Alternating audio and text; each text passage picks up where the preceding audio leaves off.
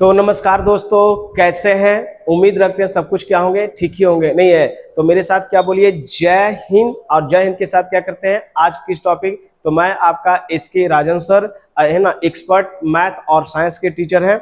और इस पे जो है आज बहुत बढ़ते है ना, बहस छिड़ी हुई थी कि बिहार के मुख्यमंत्री कौन होंगे, बिहार के नए सियासी के बाद कौन है, क्या नीतीश जी का युग खत्म हो गया।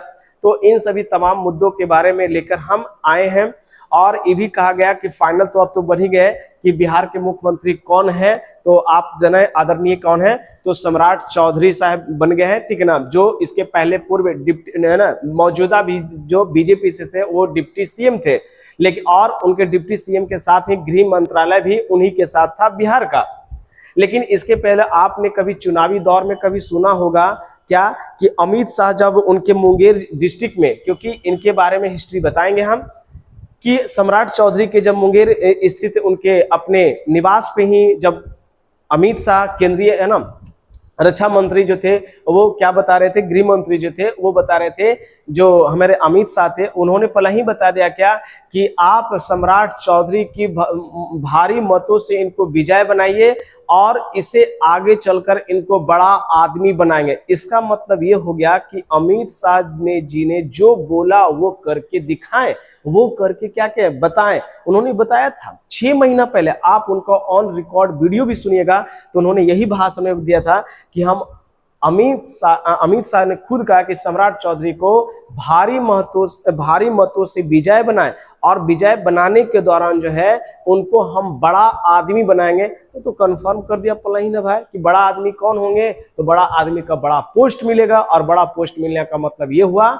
कि हम इसे मुख्यमंत्री के रूप में बनाएंगे, ठीक है ना। तो लोग जनता कोई कह रहा था कि उनको बनाएंगे, मुख्यमंत्री बनाएंगे, या नीतीश जी जो है अपने बेटे को बनाएंगे, निशांत कुमार जी को बनाएंगे, या अन्य उनके विधायक जो थे बहुत अलग अलग टाइप के बोल रहे थे।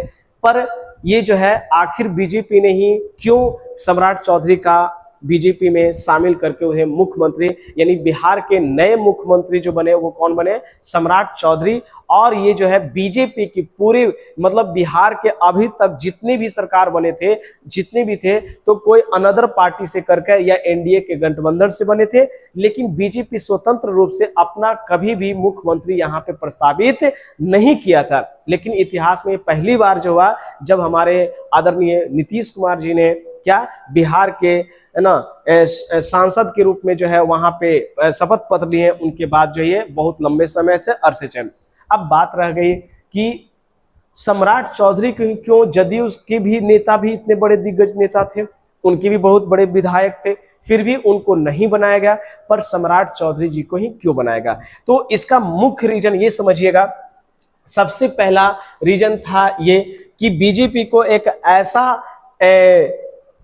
ऐसा नेता चाहिए जो कि विपक्ष रूप में हमलावर हो, यानी विपक्ष रूप में सबसे ज्यादा हमला करे, सबसे ज्यादा उनकी कमियां को निकाले, उनकी बातों को इतना जनता को लोग के पास जाए, ऐसा उनको नेता चाहिए। तो पूरे इस नेता को बात को है सम्राट चौधरी ने ही उनकी इसी को बात है, जैसे जदयू का नेता में थे, जदयू के नेता में, और विपक्ष के नेता आरजेडी के थे। तो आरजेडी के पास इतना ये मतलब अपोजिशन के रूप में इतने खड़े निकले कि बीजेपी उनको क्या करे, ये ठीक है। पहला रीजन तो ये हो गया। दूसरा रीजन ये हुआ कि हम ऐसे मतलब नेता को हम मुख्यमंत्री बनाए बिहार के, जो कि दोनों से है ना, दोनों पार्टी से रहे, उन पार्टियों के बारे में जाने। तो सम्राट चौधरी का दूसरा जो बात था, सम्राट चौधरी सबसे पहले मुंगेर से उनके पिताजी शकुनी चौधरी थे, करीब वो 5 से 6 बार विधायक भी बन चुके थे, ठीक है ना। तो इनकी राजनीतिक कैरियर तो पहले ही से शुरुआत थी, ठीक है। तो वो पहले क्या थे कि उनकी जो पिताजी थे जदयू से थे, कितने से, जदयू से थे, ठीक है ना, यानी नीतीश जी के पार्टी से थे ये। तो पहला तो राजनीतिक दल में उनको तो मालूम था।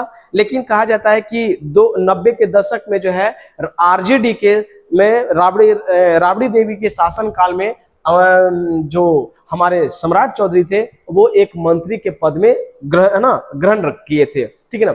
तो बीजेपी के ये था कि पार्टी के बारे में सब कुछ जाने और विपक्ष पे भी क्या करे, हमला करे, ठीक है ना। दूसरी बात है, अभी हाल में एनडीए ने जो है सर्वे बीजेपी ने करवाया था कि सबसे ज्यादा युवाओं में चाहने वाले तो वोट के रूप में जो सम्राट चौधरी को ही मिला था। ये तीसरी बात हो गया।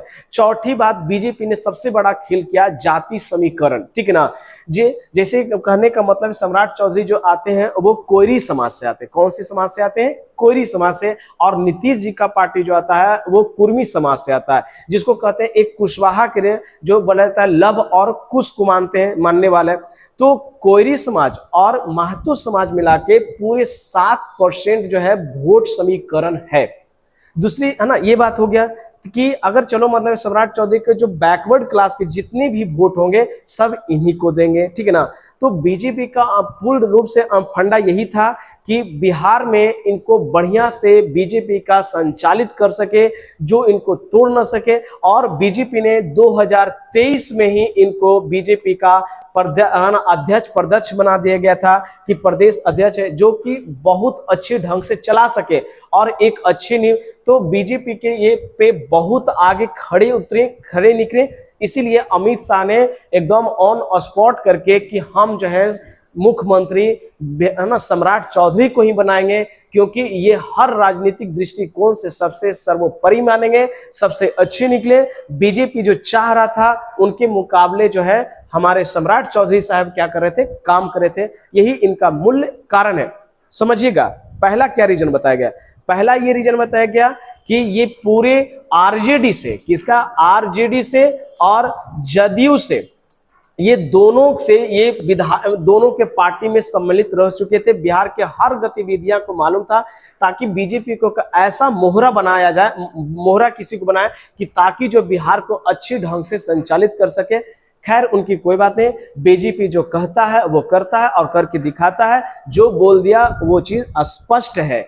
अब रह गई बात कि बिहार कैसे चलेगा और कैसे। अभी तो हमारा बिहार नीतीश जी के ही मॉडल पे चलेगा, और इसके कहने के लिए वैकेंसी की क्या बात है, तो अभी नई सरकार बनी है तो अभी वैकेंसी जरूर देंगे और इस पे लगे रहने।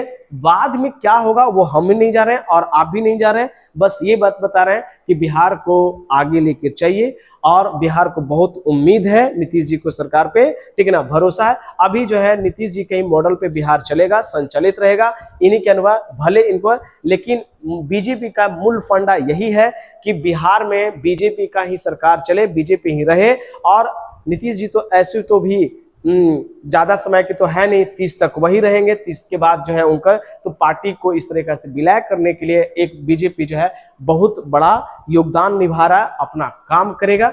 अगर वीडियो अच्छा लगा हो लाइक करें, सब्सक्राइब करें। फॉरवर्ड इसी तरह से इंफॉर्मेटिव वीडियो आपको पहुंचाते रहें, जैसा लगे वैसा हम आपको करेंगे। जय हिंद। और बिहार के हित के बारे में सोचेंगे और बिहार को आगे बढ़ेंगे। बहुत ढेर सारी शुभकामनाएं है ना सम्राट चौधरी से कि आप बिहार को उच्च प्रगति और उच्च शिक्षा की ओर लेके जाएं। यही हम लोग टीचर के मनोकामनाएं भी है, और आशा भी करते हैं कि आप जो है नीतीश जी के अपने कही गई बातों पे चलें, समृद्ध चलें। और मोदी जी के आप तो अनुराग हैं ही हैं, अनुयायी हैं ही हैं,